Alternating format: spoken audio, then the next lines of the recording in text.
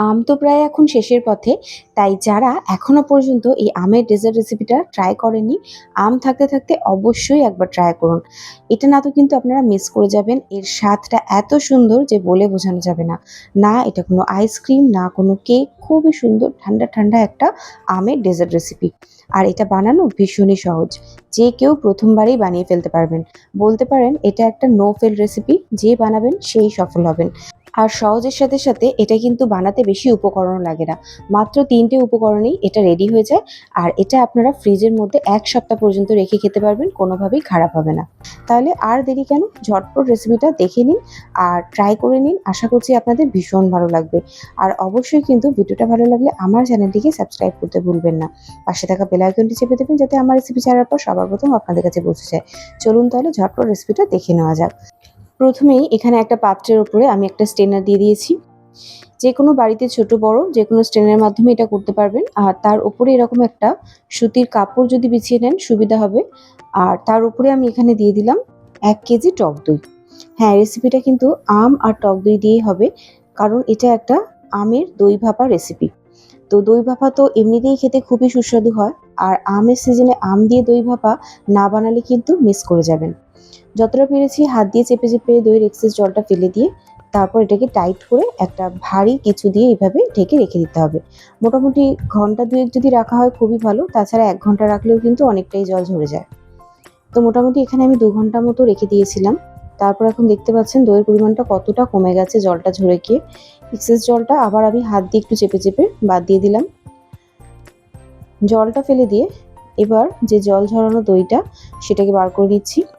এটা একদম খুবই মসৃণ দইটা কিন্তু বেরিয়ে গেছে। একদম চিজের মতো, মাখনের মতো। হাত দিলেই বুঝতে পারবেন কতটা সফট এটা। দেখতে পাচ্ছেন? তো এবার এখানে কি করব, আমি ৩ টে মতো আমের আটিটা বাদ দিয়ে দিয়েছি আর শাঁসটা নিয়ে নিয়েছি। আর এগুলো সবই আমি হিমসাগর আম ব্যবহার করেছি। কারণ হিমসাগর আমে কিন্তু আঁশটা খুব কম হয়।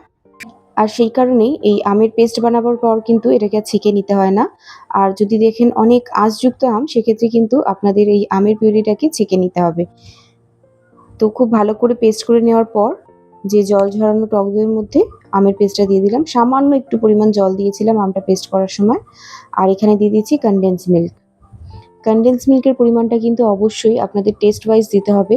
কারণ আমের মিষ্টির পরিমাণ কতটা বা টক দইয়ে আপনাদের টকের পরিমাণটা কতটা সেটা বুঝে আপনারা কতটা মিষ্টি পছন্দ করবেন সেই অনুযায়ী কনডেন্স মিল্কটা দেবেন।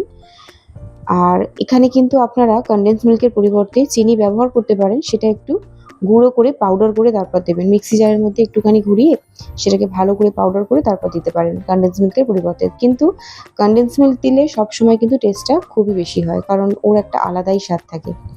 এবার ১ম এ স্প্যাচুলা দিয়ে ভালো করে মিশিয়ে তারপর এই হুইস্কারের সাহায্যে আমি ভালো করে এটাকে ফেটে, ফেটে মিশিয়ে নিচ্ছি।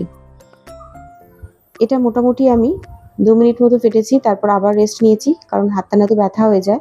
তো আপনারা চাইলে এখানে ইলেকট্রিকের কোনো যেমন হ্যান্ড ব্লেন্ডার এসব ইউজ করতে পারেন। তো এখানে আমি ২ মিনিট মতো করে ফেটেছি।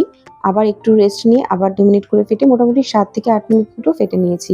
আর দেখতেই পাচ্ছেন ৭-৮ মিনিট ফাটার পর এটা কিন্তু কতটা ক্রিমি টেক্সচার এসে গেছে। একদম খুবই হালকা হয়ে গেছে মিশ্রণটা আর খুবই ফ্লাফি। দেখেই হয়তো বুঝতে পারছেন এর গ্লেজটাও চেঞ্জ হয়ে গেছে। আর এর ঘনত্বটা ঠিক এরকমই থাকবে। খুবই সফট ক্রিমি অথচ এটা কিন্তু টোপে, টোপে পড়বে না। যখন আমি দেখুন এইভাবে তুলবো তখন দেখবেন যে এর থেকে কিন্তু টোপে, টোপে ঝরে পড়ছে না। এরকমই কিন্তু থিকনেসটা লাগবে। যদি দেখেন ঝরে, ঝরে পড়ে যাচ্ছে তখন বুঝতে হবে যে আপনাদের মিশ্রণটা অনেকটাই পাতলা হয়ে গেছে। সেক্ষেত্রে কিন্তু রেডি হতে আরও বেশি সময় লেগে যাবে। তো এটাকে এবারে ট্রান্সফার করে নেবো যে পাত্রে আমরা এটাকে বানাবো। এখানে দেখেই বুঝতে পারছেন কতটা ক্রিমি টেক্সচার এসছে, একদম যেন পুরো ক্রিম মনে হচ্ছে। তো একটা কেক টিন নিয়েছি আমি, কেক টিনের মধ্যে এটা সেট করব। আর তাছাড়াও আপনাদের বাড়িতে যে কোনো স্টিলের এরকম যদি বাটি থাকে তার মধ্যেও কিন্তু আপনারা সেট করতে পারবেন।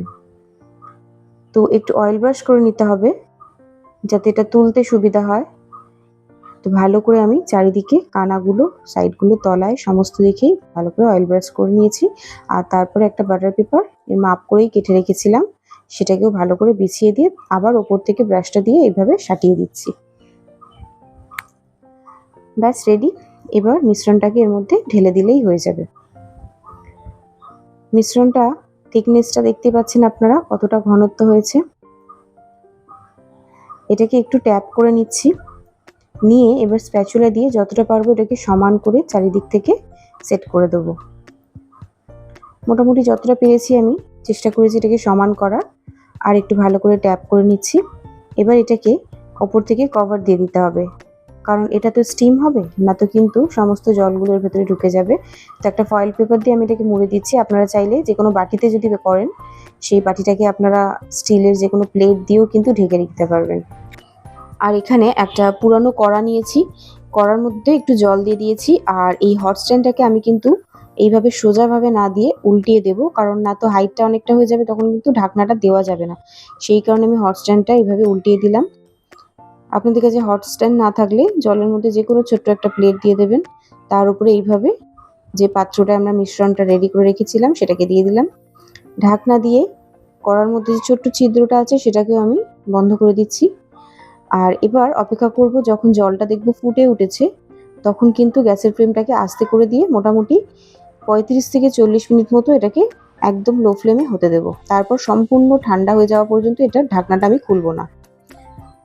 তো মোটামুটি 40 থেকে 45 মিনিট মতো যখন হয়ে গিয়েছিল, একদম লো ফ্লেমে রাখার পর আমি গ্যাসের ফ্লেমটাকে বন্ধ করে ওই অবস্থাতেই রেখে দিয়েছিলাম, ঢাকনা না খুলে। তারপর যখন সম্পূর্ণ ঠান্ডা হয়েছে তখন আমি এটাকে বার করেছি। আর দেখুন, এটা কিন্তু খুব সুন্দরভাবে তৈরি হয়ে গেছে। খুব সুন্দর রসালো একটা আমের ডেজার্ট কিন্তু রেডি। আম দই ভাপা। এই আম দই ভাপাটা কিন্তু প্রত্যেক বছরই আমি ৩-৪ বার বানিয়েই থাকি। এটা আমার বাড়িতে সবাই খেতে ভীষণ পছন্দ করে। আর আশা করছি আপনারা বানিয়ে থাকলে তো জানতেই পারবেন যে টেস্ট কীরকম। আর যদি না বানিয়ে থাকেন আপনাদেরও কিন্তু ভীষণ ভালো লাগবে। একবার অবশ্যই ট্রাই করে দেখুন। আর এটাকে বার করাও কোনো ঝামেলা নেই। হালকা এরকম একটা প্লেটের মধ্যে উল্টিয়ে নিয়ে হালকা করে ট্যাপ করলেই কিন্তু এটা বেরিয়ে যায়। কোনোভাবেই সেঁটে যাওয়ার, ধরে যাওয়ার ভয় থাকে না, যেহেতু এটা তো স্টিমে হয়। এইবার দেখুন, আপনাদেরকে আমি কাছ থেকে দেখিয়ে দিচ্ছি কত সুন্দরভাবে এটা কিন্তু সম্পূর্ণটাই স্টিম হয়েছে। কোথাও কিন্তু নরম ভাব থেকে যায়নি, খুব সুন্দরভাবে সেট হয়েছে। এটা তো এমনই খাওয়া যায়, কিন্তু তাও আমি একটু এটাকে সাজিয়ে নেবো ওপর থেকে, দেখতেও সুন্দর লাগে। আর তার সাথে সাথে খাওয়ার মাঝে যদি একটু এই আমের কুচি, পেস্তা বাদামের কুচি আর কিশমিশ যেগুলো দিয়ে আমি সাজাবো, সবকিছু যদি গালে পড়ে একটা করে, না খাওয়ার সময় ভীষণ ভালো লাগে। তো এখানে আমি ২ রকম, একটা সাদা কিশমিশ, একটা কালো কিশমিশ, পেস্তা বাদাম, আমের কুচি দিয়ে ভালো করে এটাকে সাজিয়ে নিয়েছি। এতে দেখতে যেমন সুন্দর লাগে, আর বিশ্বাস করুন প্রত্যেকটা বাইটে যখন একটু করে গালের মধ্যে আমের কুচি পড়ে না, ভীষণ ভালো লাগে। আর এটাকে বানিয়ে আপনারা ১ সপ্তাহ পর্যন্ত ফ্রিজের মধ্যে রেখে দিতে পারবেন। কোনোভাবেই খারাপ হয়ে যাওয়ার ভয় নেই। বরঞ্চ যত দিন যায় এর কিন্তু স্বাদটা আরও বেশি বেড়ে যায়। মানে আমি যতবার এটা বানিয়েছি ততবারই দেখেছি, যেদিন বানিয়েছি সেদিনের থেকে পরের দিন থেকে যেন এর স্বাদটা আরও বেশি বেড়ে যায়। তো আপনারাও ট্রাই করে দেখবেন। আশা করছি আপনাদের ভীষণ ভালো লাগবে। আর আপনাদের মতামতটাও জানাবেন যে আপনাদের ঠিক কবে থেকে এটা ভালো লেগেছে, বানানোর দিন থেকে নাকি বানানোর পরের দিন থেকে। তো এটাকে এবার আমি কাট করে আপনাদেরকে কাছ থেকেও দেখাচ্ছি। আমি তো বলব অবশ্যই আম থাকতে থাকতে একবার হলেও এটা বানিয়ে ট্রাই করে দেখুন। আশা করছি আপনাদের ভীষণ ভালো লাগবে। এখনও তো আম পাওয়া যাচ্ছে বাজারে। আর এটা বানাতে আম বেশি লাগেও না। ২ থেকে ৩টে আম হলেই কিন্তু হয়ে যায়। তো একবার হলেও বানিয়ে দেখুন। আর আমাকে অবশ্যই কমেন্টে জানাতে ভুলবেন না যে আপনাদের কেমন লেগেছে রেসিপিটা। আপনারা ট্রাই করে সেটাও জানাবেন যে আপনাদের কেমন হয়েছে রেসিপিটা। তো আশা করছি ভিডিওটা ভালো লেগেছে। ভালো লাগলে একটা লাইক করে দেবেন, চ্যানেলটিকে সাবস্ক্রাইব করে দেবেন। আর অবশ্যই পাশে থাকবেন। তাহলে আজকের মতো এতটাই। আবার দেখা হবে। টাটা।